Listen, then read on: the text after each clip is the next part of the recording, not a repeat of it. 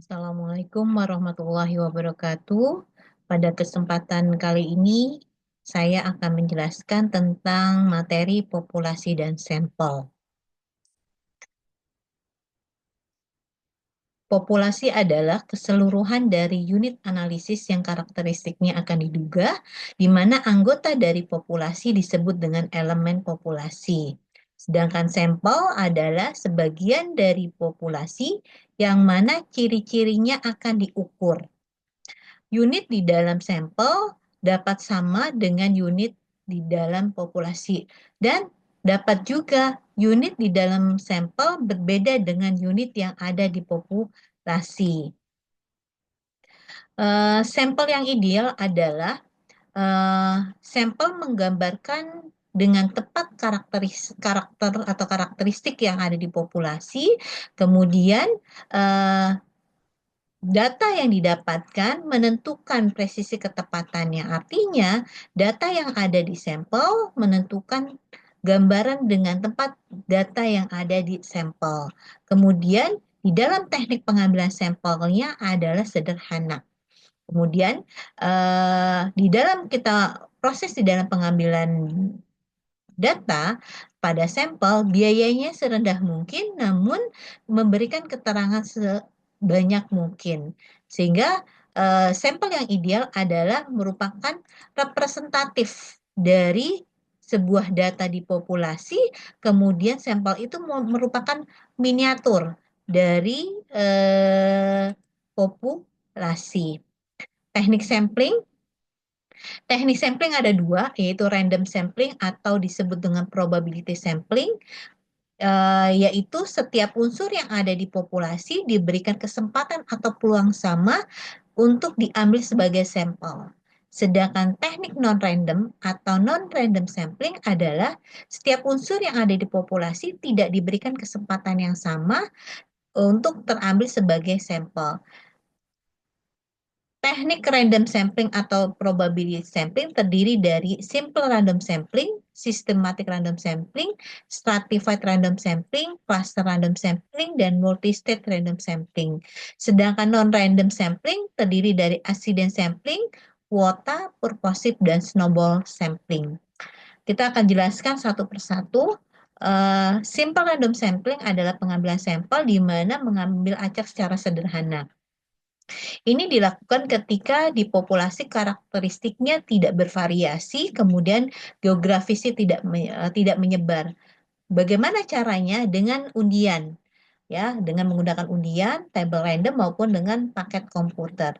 Sedangkan sistem untuk random sampling adalah pengambilan sampel dengan sistem atau rumus tertentu. Oke.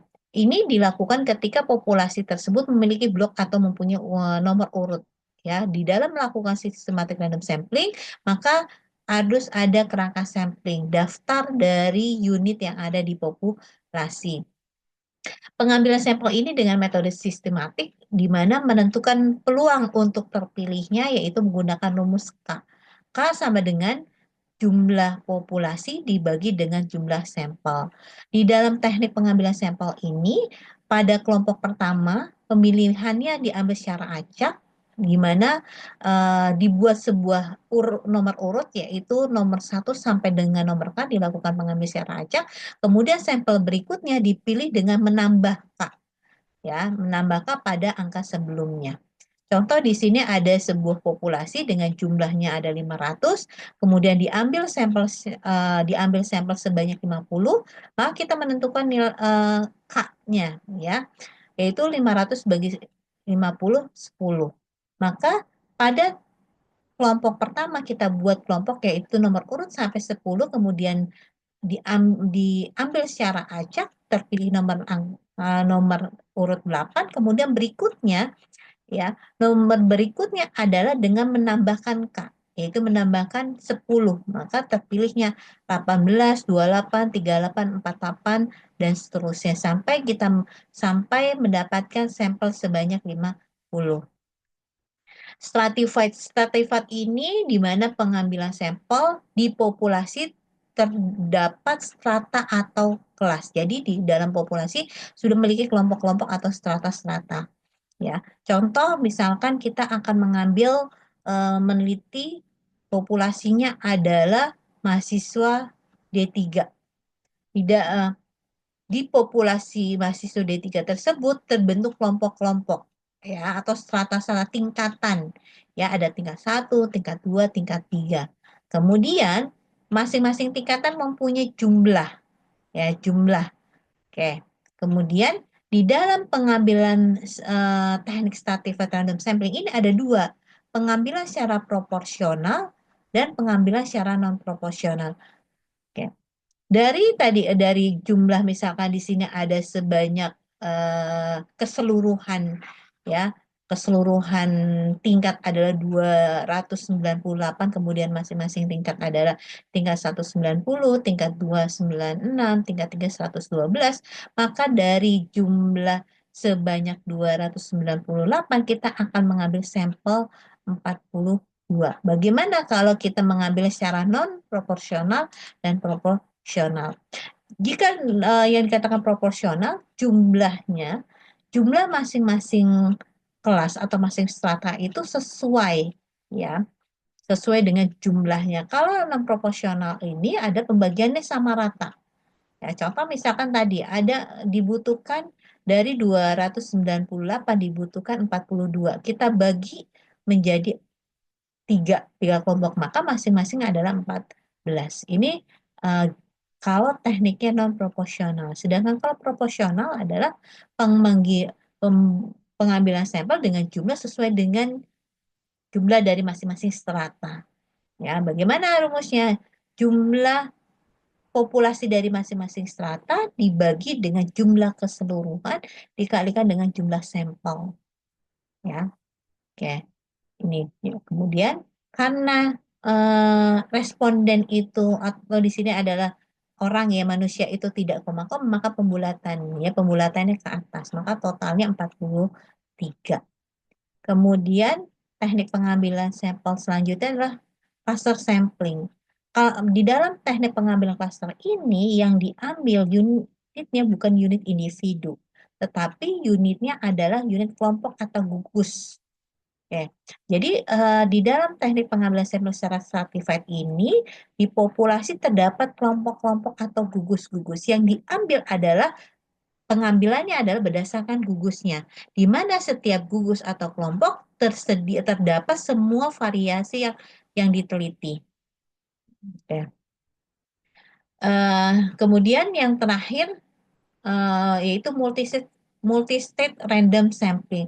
Pengambilan sampel ini dilakukan ketika sebuah populasi tersebar secara geografis, ya, jadi meliputi area yang cukup luas. Kemudian di dalam teknik pengambilan ini secara bertahap, ada tingkatannya. Ya, contoh di sini ingin meneliti puskesmas di 38 provinsi. Maka untuk menentukan puskesmasnya gitu ya, maka bertingkat, ada tahapannya. Tahap pertama misalkan diambil eh, provinsinya, kemudian tahapan kedua diambil untuk mengambil kabupatennya, kemudian tahap ketiga baru mengambil puskesmasnya ya. Berarti ini ada 3 tahapan atau 3 tingkat. Kemudian teknik pengambilan sampel secara non-probability sampling yaitu pertama purposive, pengambilannya berdasarkan tujuan. Jadi kita mengambil berdasarkan tujuan penelitian. Insiden yang kedua adalah insiden sampling. Insiden ini ada pengambilan sampel didasarkan atas dasar seadanya tanpa direncanakan terlebih dahulu. Ini dilakukan ketika kita pengambilan sampel pada kasus-kasus tertentu, pada kasus-kasus gitu sesuai dengan kasus yang ada, seluruh kasus yang ada. Kemudian yang ketiga adalah kuota sampling. Kuota sampling ini adalah penetapan berdasarkan jumlah. Jadi di dalam teknik pengambilan kuota sampling ini tekniknya diambil berdasarkan besaran sampel. Jadi peneliti menentukan besaran sampel terlebih dahulu, kemudian selanjutnya adalah pengambilan sampel berdasarkan jumlah yang sudah ditentukan. Ya, ketika sudah terpenuhi jumlah yang sudah ditentukan, maka pengambilan sampel dihentikan. Yang terakhir yang kita bahas soal probability adalah snowball sampling. Snowball sampling adalah pengambilan sampel berdasarkan informasi dari sampel sebelumnya. Jadi eh, pengambilan misalkan kita baru mendapatkan satu sampel ya, satu sampel, kemudian satu sampel itu memberikan rekomendasi untuk sampel berikutnya. Ya ini snowball, snowball itu seperti bola salju dari jumlah yang satu sampai akhirnya kita mendapatkan jumlah sesuai dengan jumlah yang kita butuhkan. Snowball sampling ini digunakan pada pengambilan sampel pada topik-topik yang sifatnya sensitif yang kita tidak tahu kerangka samplingnya siapa gitu ya. Ya. Selanjutnya pembahasan berikutnya adalah besar sampel. Besar sampel ini ditentukan oleh yang pertama adalah level precision, tingkat presisi kesalahan. Ini menentukan perbandingan antara rata-rata di populasi dengan rata sampel. Kemudian tingkat kepercayaan suatu sampel, confidence interval. Kemudian ketika degree of variability, derajat variabilitas data di populasi. Pada ketika sebuah populasi datanya bervariasi atau heterogen, maka semakin banyak sampel yang dibutuhkan. Sebaliknya, ketika homogen, maka semakin sedikit jumlahnya sampel. Besar sampel idealnya 100% bisa mewakili. Ya, harapannya 100% bisa mewakili.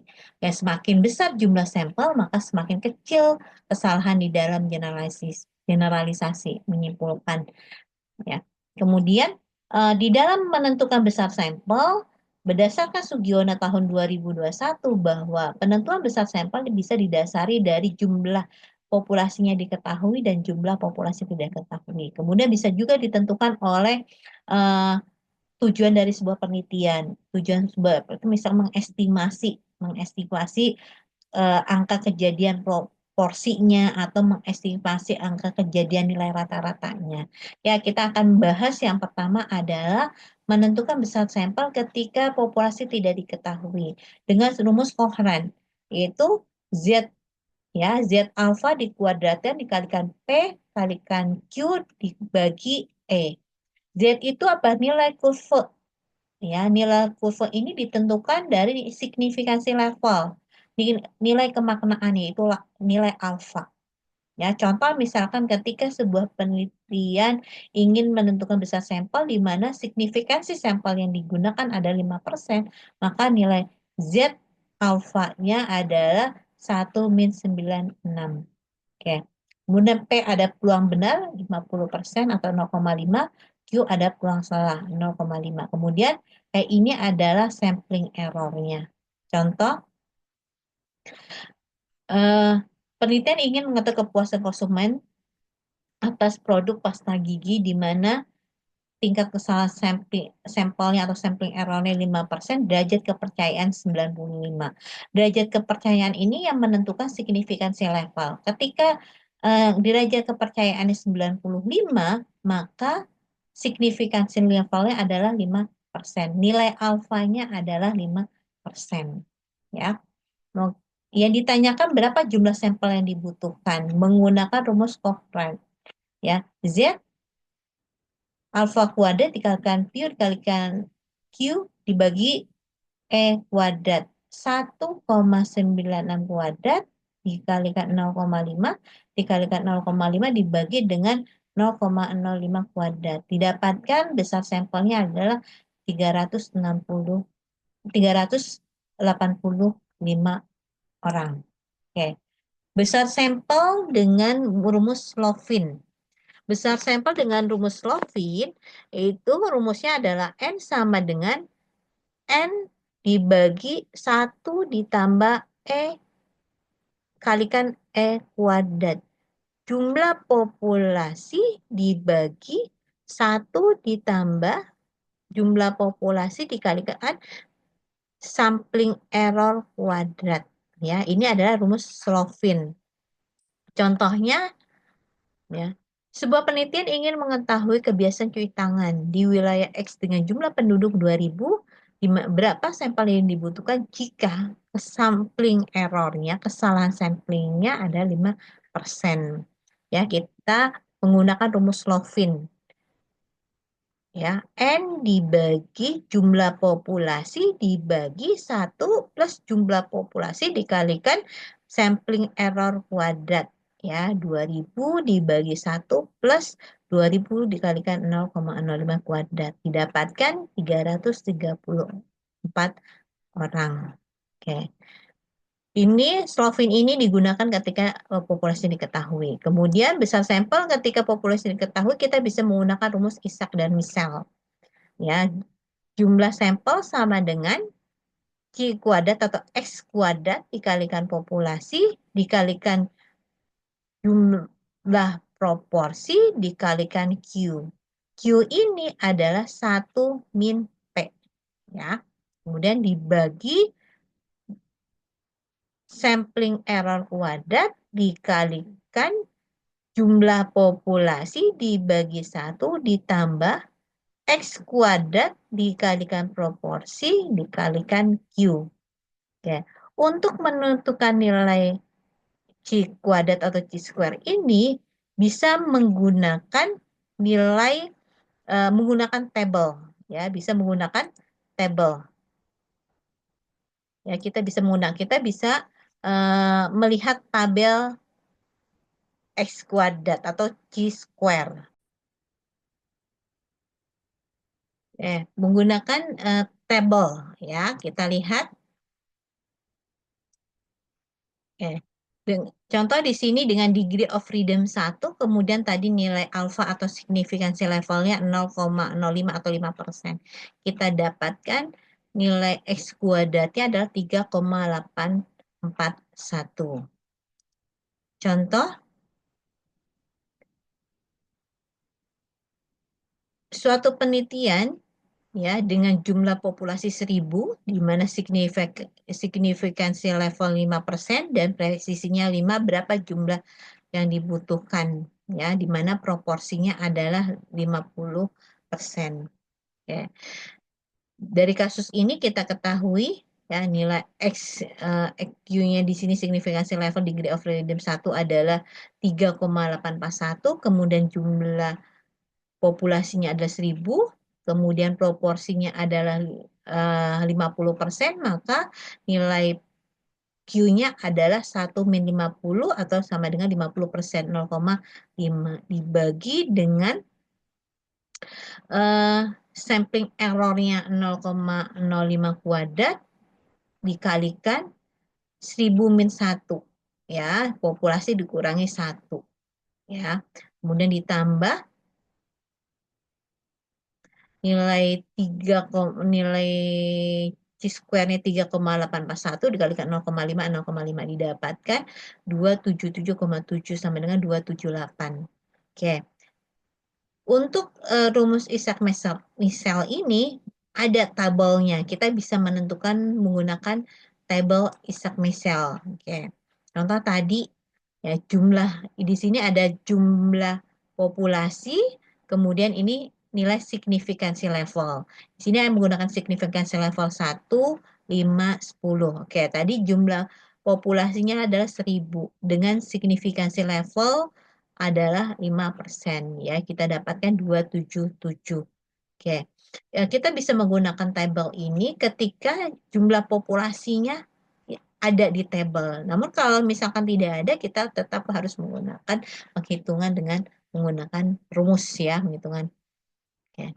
Kemudian selanjutnya menghitung sampel untuk estimasi. Jadi penghitungan sampel ini digunakan ketika sebuah penelitian untuk mengestimasi sebuah kejadian atau estimasi proporsi.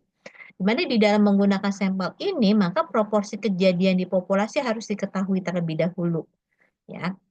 Rumusnya adalah N sama dengan Z alfa dikuadratkan kalikan proporsi di populasi dikalikan 1 min proporsi di populasi dibagi presisi. Ya, dibagi dengan presisi. Oke. Oke.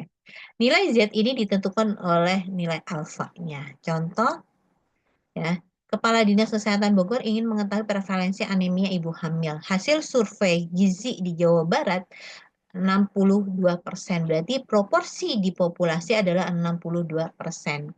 Berdasarkan masalah yang ada, ingin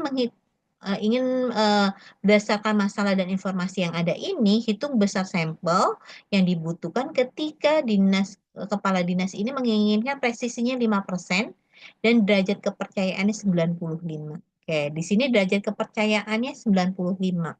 Maka signifikansi level atau nilai alfanya adalah 5%. 5%, eh, Z 5% adalah 1,96.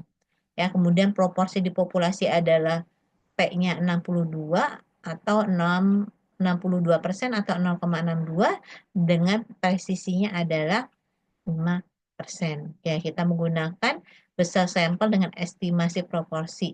Ya, Z alfa bagi 2 dikuadratkan, dikalikan P, dikalikan 1 min P dibagi dengan D kuadrat. Ya, yang didapatkan 362. Untuk estimasi proporsi rumus ini bisa kita menggunakan dengan menggunakan aplikasi, yaitu aplikasi apa? Aplikasi sample size. Jadi tampilan aplikasi sample size seperti ini, ya. Kemudian kita klik, ya, kita oke, akan muncul tampilan seperti ini. Ya, kita memilih di sini banyak, ya, tergantung tujuan penelitian. Di sini ada estimasi proporsi dengan presisi mutlak, ya, estimasi proporsi dengan estimasi ini. Jadi yang kita teliti itu hanya satu kelompok, ya, satu satu kelompok populasi. Wah, maka di sini kita pilihnya one sample, ya, one sample. Kemudian karena kita menggunakan ingin mengestimasi proporsi, kemudian populasinya adalah satu kelompok dengan menggunakan presisinya yang absolut, maka kita klik, ya, kita klik estimasi proporsi eh, estimasi populasi dengan proporsi dengan nilai presisi yang mutlak. Kita klik, gitu ya. Kita klik ini akan muncul tampilan seperti ini. Untuk menggunakan aplikasi ini, akan menggunakan penghitungan dengan aplikasi, kita boleh klik salah satu. Ya, salah satu di sini misalnya ini kan di sini ada hmm, apa namanya eselon 1 atau 2, kita klik salah satu, akan muncul di sini paling yang bawah ada evaluasi, ya, ya, mengevaluasi. Jadi kita klik, akan muncul rumus, ya, rumus ini akan muncul seperti ini tampilan, ya. Maka kita masukkan, yang kita masukkan apa? Nilai confidence intervalnya, nilai tingkat kepercayaannya. Ya, tingkat kepercayaan itu adalah 1 min alfa. Di kasus ini tingkat kepercayaan berapa? 95. Kemudian proporsi di populasinya, proporsi di populasinya berapa? 90. Di sini proporsi di populasinya berapa? 62%, ya, 0,62. Kemudian presisi yang absolut berapa? 5%, 0,05, ya. Nanti secara otomatis sistem akan menghitung, ya, sejumlah berapa? 360. Oke, ini rumusnya sama, ya. Ya, rumusnya sama dengan estimasi proporsi dengan nilai presisi absolut. Kemudian ketika sebuah penelitian ingin mengetahui estimasi apa?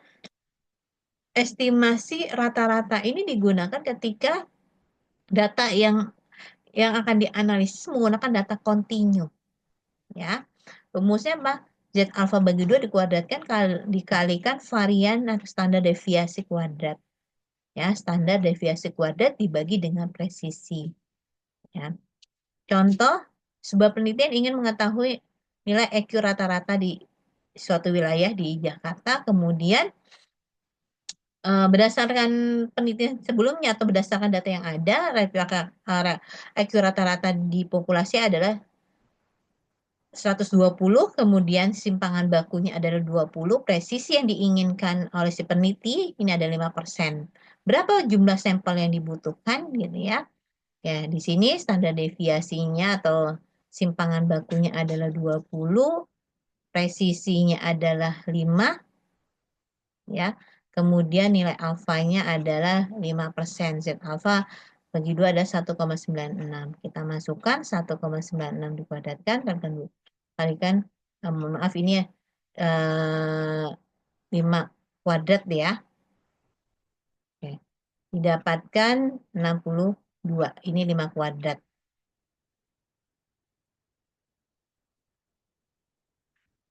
Oke, selanjutnya Oke. Besar sampel, menghitung besar sampel juga bisa didasari dari rancangan penelitian. Rancangan penelitian untuk penelitian analitik kan ada klausasional, case control, dan cohort, dan eksperimen. Oke, ini adalah kalau menggunakan rumus kalau desain penelitian klausasional, kemudian ada ini adalah rumus untuk menghitung besar sampel eksperimen ya. Oke, untuk eksperimen rumusnya adalah T dikurangi 1 dikalikan R min 1 lebih besar dari 15. T ini adalah banyaknya jumlah kelompok perlakuan. R-nya ini adalah jumlah sampel dari masing-masing kelompok atau jumlah replikasinya gitu ya. Contoh misalkan ada jumlah perlakuan 4. Ya, kita masukkan. 4 min 1 dikalikan R min 1 lebih besar daripada 15. Ya, kita masukkan. Ya, di sini berarti eh, 3 di sini ya. Kita berarti di sini kita lihat 3 sama dengan gitu. 3 dikalikan R min 1 lebih besar 15. Maka kita pindahkan 15 bagi 3 ya. Oke, kemudian R sama dengan 6. R lebih dari 6 gitu ya. Artinya masing-masing kelompok perlakuan lebih dari 6. Lebih dari 6 berarti bisa 7 dan 8. Untuk mengantisipasi ya kalau ada drop out, kita tambahkan misalkan 10% ya dari nilai jumlah jumlah masing-masing kelompok ya. Misalkan di sini kita 7 masing-masing kelompok, maka kita tambahkan 1. Jadi masing-masing kelompok adalah 8. Jadi sehingga total sampel yang kita butuhkan adalah 8 kalikan 4, 32. Ya. Kemudian distribusi sampling. Distribusi sampling adalah distribusi dari min-min sampel yang diambil secara berulang dari sebuah populasi. Ya, jadi nilai sampel dari sampel-sampel yang diambil secara berulang gitu ya, dikatakan distribusi sampling. Oke, sebelum kita bahas lebih lanjut, kita harus melihat memahami terlebih dahulu ukuran-ukuran ya, ukuran-ukuran dari sampel dan populasi. Oke, kalau bicara nilai min untuk sampel adalah X.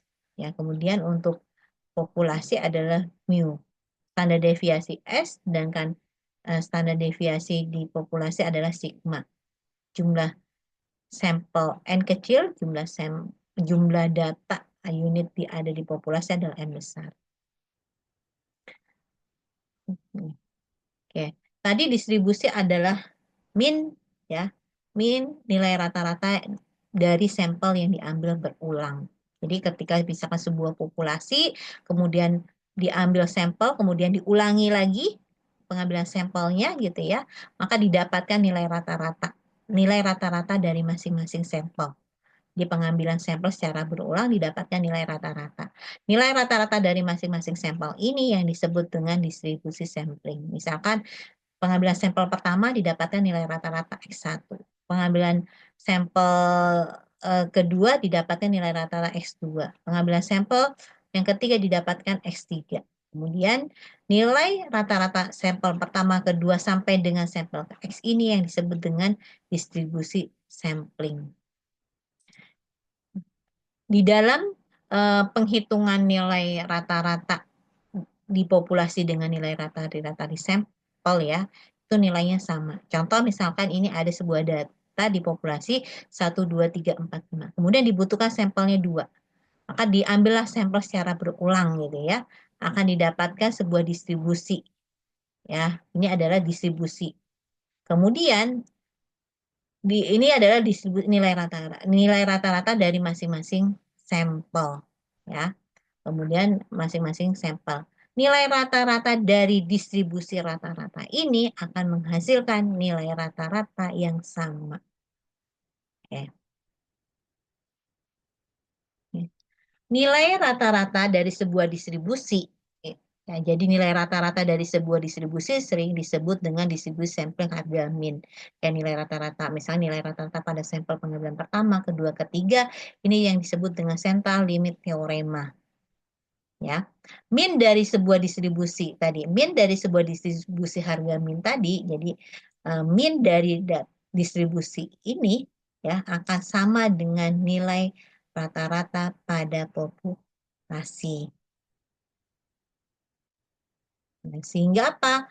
Sehingga eh, karena nilai rata-rata gitu ya, kalau kita lihat tadi bahwa sifatnya tadi terlihat bahwa ketika kita mengambil karena nilai rata-rata pada sebuah distribusi harga min, nilai rata-ratanya sama dengan nilai rata-rata di populasi, maka di dalam pengambilan sampel cukup satu kali. Jangan kita misalnya mengambil sampel, kita ulangi lagi gitu ya, cukup satu kali karena akan menghasilkan bisa memberikan gambaran estimasi di populasi. Oke. Standar error, jadi ya standar error adalah ya standar error ini ada standar deviasi distribusi harga min. Jadi ketika tadi sebuah distribusi nilai rata-rata kemudian dihitung eh, nilai standar deviasinya maka akan mendapatkan standar error. Maka standar error ini ada standar deviasi harga min. Yang kalau kita hitung adalah standar deviasi di populasi dibagi dengan akar jumlah data yang ada. Oke, maka kalau sebuah populasi berdistribusi normal, maka distribusi distribusi eh, distribusi nilai minnya pun akan berdistribusi normal. Maka tadi bahwa kita pada saat kita mengambil sampel, kita cukup satu kali pengambilan sampel saja, tidak perlu diulang. Kenapa? Karena nilai yang pengambilan sampel satu kali bisa memberikan gambaran atau bisa mengestimasi harga di populasi. Oke. Demikian penjelasan berkaitan dengan populasi sampel yang tadi sudah dijelaskan berkaitan dengan definisi, populasi, definisi sampel, kemudian besar sampel, kemudian distribusi sampling, central limit teorema, dan standar error. Demikian ya apa yang saya sampaikan, mudah-mudahan bisa dipahami. Saya akhiri, wabillahi taufiq wal hidayah. Wassalamualaikum warahmatullahi wabarakatuh.